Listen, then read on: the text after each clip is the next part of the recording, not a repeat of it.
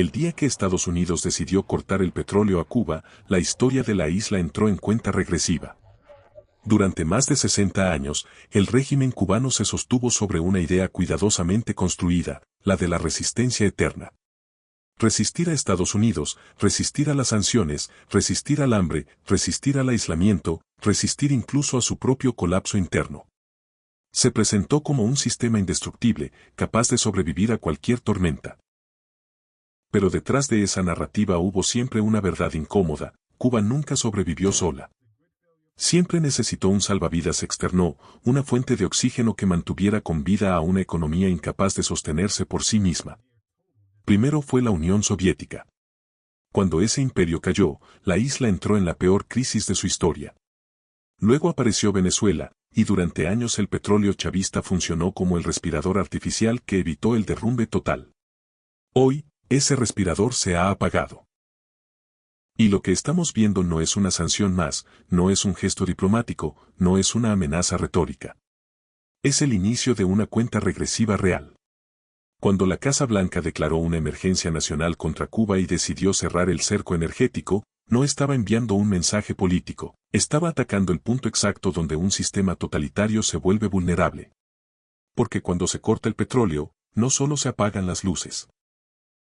Se detienen los hospitales, se paraliza el transporte, se rompe la producción, se acelera el malestar social y se desmorona el control. Y cuando eso ocurre en un régimen que lleva más de 6 décadas gobernando por la fuerza, la historia es clara: nada vuelve a ser igual. Lo que empieza aquí no es un conflicto nuevo. Es el momento más decisivo que Cuba ha enfrentado en generaciones. La Casa Blanca activó el botón de pánico para Cuba. El presidente Donald Trump declaró oficialmente una emergencia nacional, calificando al régimen de La Habana como una amenaza inusual y extraordinaria para la seguridad de los Estados Unidos. La nueva orden ejecutiva establece un cerco financiero sin precedentes, imponiendo aranceles severos a cualquier país que se atreva a vender o suministrar petróleo a la isla. No olvides suscribirte.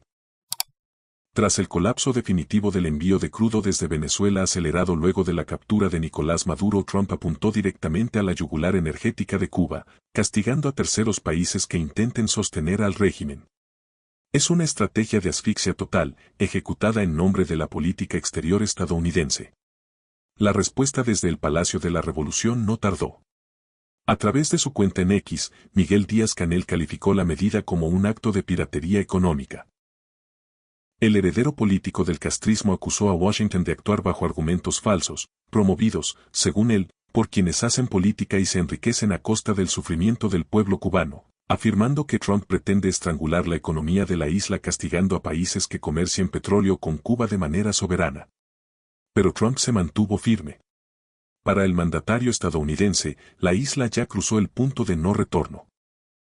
Sus palabras fueron claras y contundentes, marcando el futuro inmediato de la región. I don't think Cuba will be able to survive. En las calles de Cuba, el miedo y la división se sienten con fuerza. Hay quienes exigen un diálogo urgente para frenar el sufrimiento, y quienes perciben el momento como el cierre inevitable de una era. Muchos coinciden en que quien paga el precio real de esta confrontación es el pueblo cubano, atrapado entre sanciones externas y un sistema interno agotado. Se repite la sensación de que cualquier decisión que profundice el conflicto terminará golpeando aún más a las familias, a la economía y a un desarrollo ya severamente deteriorado. Pero la onda expansiva de esta emergencia nacional no se detuvo en las costas de la isla. Llegó hasta el Palacio Nacional en México. La presidenta Claudia Sheinbaum alzó la voz, advirtiendo que la asfixia energética impulsada por Trump no solo representa un desafío a la soberanía, sino que podría convertirse en una crisis humanitaria para millones de cubanos. Sheinbaum instruyó al secretario de Relaciones Exteriores a establecer comunicación inmediata con el Departamento de Estado de Estados Unidos, con el objetivo de conocer con precisión los alcances del decreto publicado y advertir sobre la necesidad de evitar un colapso humanitario en Cuba. Para entender cómo se llegó hasta aquí, hay que mirar atrás. En 1959, Cuba cambió una bota militar por otra. La promesa de libertad que acompañó la caída de Fulgencio Batista se transformó, con el paso de las décadas, en la dictadura más larga y asfixiante del hemisferio occidental. 60 años después, El romanticismo revolucionario quedó sepultado bajo el hambre, el éxodo masivo, familias fracturadas y una represión sistemática. Hoy, en este 2026, el escenario ha dado un giro radical. Ya no se habla de diplomacia tibia ni de embargos simbólicos. Tras la captura de Nicolás Maduro en Venezuela y la muerte en combate de más de 30 militares cubanos que lo protegían desde los tiempos de Hugo Chávez, el tablero geopolítico se movió de forma irreversible. En distintos sectores comienza a circular una pregunta que sacude incluso a La Habana. ¿Es la intervención directa de Donald Trump en Cuba un hecho inminente? Desde el oficialismo cubano, el discurso sigue siendo desafiante. Rechazan las amenazas, aseguran no temerlas y evocan la retórica histórica de resistencia frente a Washington. Sin embargo, el contexto es distinto.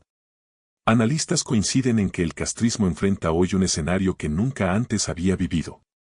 Cada vez más voces sostienen que este sistema ya no se enfrenta con protestas pacíficas ni consignas, sino con una presión quirúrgica destinada a desmontar el mando totalitario. La pregunta que queda en el aire es contundente. ¿Estamos ante el final de la dinastía de los Castro o frente a una herida abierta que nadie sabe cómo cerrar? Mientras tanto, Rusia reafirma públicamente su alianza con Cuba, destacando décadas de cooperación y proyectos conjuntos en energía, infraestructura, metalurgia y medicina. Pero las palabras ya no alcanzan para ocultar una realidad evidente. Para comprender lo que Washington está diseñando, hay que hablar de estrategia pura. El régimen cubano no es una dictadura convencional. Es un sistema totalitario que ha blindado sus grietas durante más de 6 décadas y que logró sostenerse, durante años, gracias al respaldo del chavismo. Ese respaldo fue clave. Durante décadas, el petróleo venezolano funcionó como el respirador artificial de la isla. Pero con la caída del chavismo, ese respirador se apagó. La continuidad que Fidel Castro defendió durante años, y que hoy Díaz-Canel intenta sostener con la retórica de patria o muerte, chocó contra una realidad geopolítica imposible de ignorar. La pregunta ya no es si Cuba enfrenta presión internacional. La pregunta es si una estructura de más de 60 años puede sobrevivir cuando se le corta el oxígeno. Lo que estamos presenciando no es un episodio aislado ni una decisión improvisada.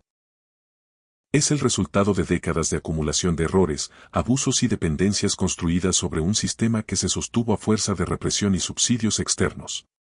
Hoy, ese sistema enfrenta su momento más frágil. No por una invasión, no por una guerra abierta, sino porque el oxígeno que lo mantenía con vida se está agotando, pieza por pieza, decisión por decisión. Durante más de 60 años, el régimen cubano logró sobrevivir a todo: sanciones, aislamiento, crisis internas y externas. Pero sobrevivir no es lo mismo que avanzar. El costo de esa supervivencia lo pagó el pueblo cubano con hambre, con exilio, con familias separadas y con generaciones enteras atrapadas en la escasez. Hoy, cuando el tablero geopolítico se ha movido, ese costo vuelve a colocarse en el centro de la historia. La pregunta ya no es si Cuba cambiará. La pregunta es cómo y a qué precio. Si el cambio será ordenado o caótico. Si abrirá una etapa de reconstrucción o una herida más profunda. Porque cuando un sistema totalitario empieza a resquebrajarse, nada es automático, nada es sencillo y nada está garantizado. El final de una era no siempre llega con celebraciones, muchas veces llega con incertidumbre. Por eso esta historia no termina aquí. Al contrario, aquí empieza lo más importante. Las decisiones que se tomen ahora, los movimientos que se hagan en silencio, los acuerdos que se cierren o se rompan en las próximas semanas van a definir el destino de millones de personas. Y lo que ocurra en Cuba no se quedará en Cuba, tendrá impacto en toda la región. Si quieres entender lo que viene antes de que ocurra, si quieres seguir esta historia con contexto, sin ruido y sin censura, suscríbete al canal y activa la campana. Porque cuando el próximo capítulo se haga público, no va a ser una sorpresa, va a ser la confirmación de todo lo que hoy estamos viendo construirse frente a nuestros ojos.